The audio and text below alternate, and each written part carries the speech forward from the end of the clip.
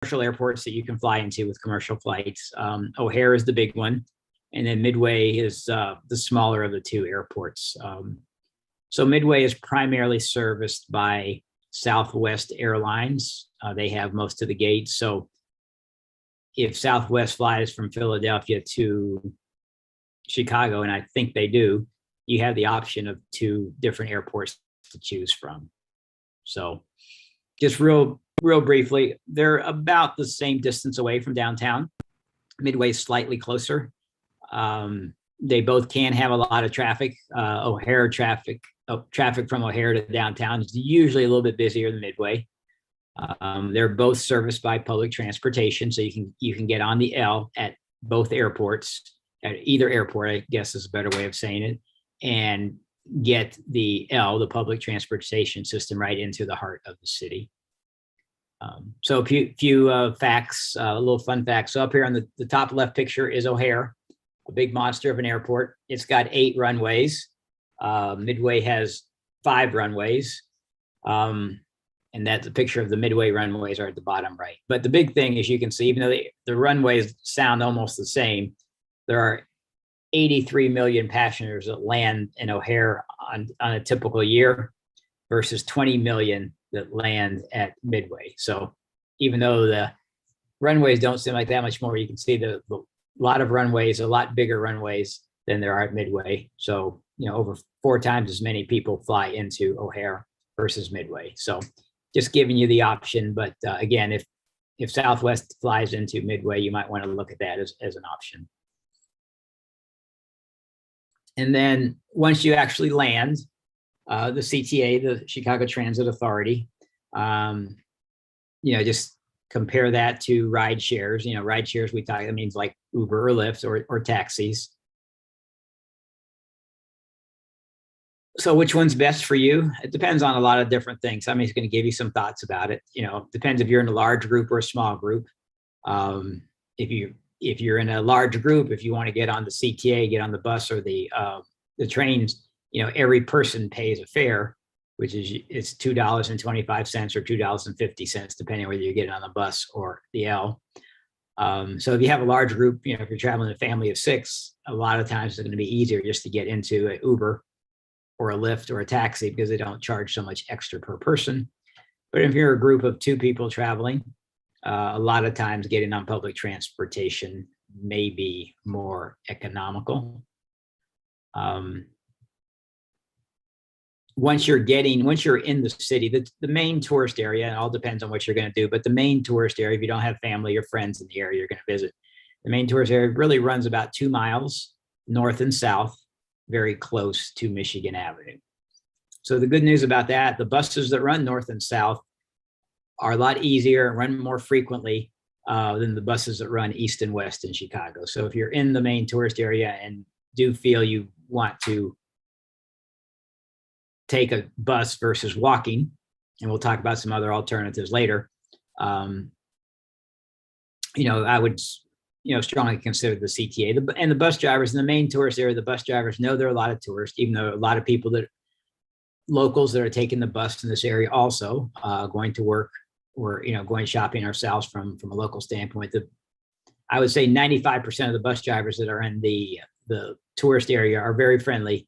They get the questions regularly. If this bus goes somewhere, is this bus, which bus do I take if it's not this one? And almost all of them are very pleasant in getting the answer that you need. So don't be afraid from that standpoint. It does help to have a little bit of knowledge as to which bus you're looking for, and then you can just confirm it with the bus driver. Do they have subways? Well, the trains are both above ground and below ground. So yes, the L, and I'm going to talk about that in the next slide, what the L means and what it does. So yeah, the L, or the public transportation, is below ground and above ground, both, depending on what part of the town or the city that they're in. So that's what the L is. Now I'll go into more detail on that in the next slide. And if you do want to take the public transportation, the CTA, I would strongly encourage you to consider getting a pass. So as you can see, there's a 1-day pass a 3-day pass or a 7-day pass, and there are the prices. So remember that basically each trip is about $250. Some of them are $225 if you're getting on the bus, but that's for each direction. So the passes, if you're taking more than 2 trips in a day, even the 1-day pass makes sense. And obviously, all you need to do is take 4 trips in 3 days for it to be worthwhile. So if you are going to take public transportation, I would consider getting the pass. Now, these passes can be bought basically at the train or L stations, only you can't buy them when you're on a bus. You can use them on the bus, but you can't physically buy it. You can't walk onto a bus and buy one of these passes. Once you get on the bus, you have to pay the fare to move you. You have to pay cash or have one of these cards. So the best thing to do if you're going to do it, and you can also buy this at the airport. So if you're going to take a lot of public transportation, the best thing to do is consider buying one of these passes right at the airport when you're there. Ride shares are pretty easy to get in Chicago. I imagine it's a lot like Philadelphia. There's lots of them. So they're pretty easy to get. And taxis, there are no taxi stands in Chicago. So you just ask for a taxi, you just wave your hand if you see a taxi with no fare in it, and they'll pull over and pick you up. You don't have to go to a specific place to get a taxi. So just some of the things about that. And then the final thing is you would probably fly here from Philadelphia, but if you do drive your own car here, the overnight parking in the hotels is relatively expensive. It's usually between $50 and $75 a night to park your own personal car at a hotel down in the tourist area. So just be aware of that extra cost if indeed you're going to be doing that. A friend of mine was just here this past weekend, and they paid $58 a night for their overnight parking. They had driven here, and so that's what the charge was at their hotel.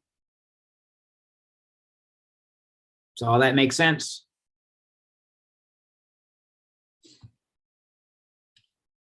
All right.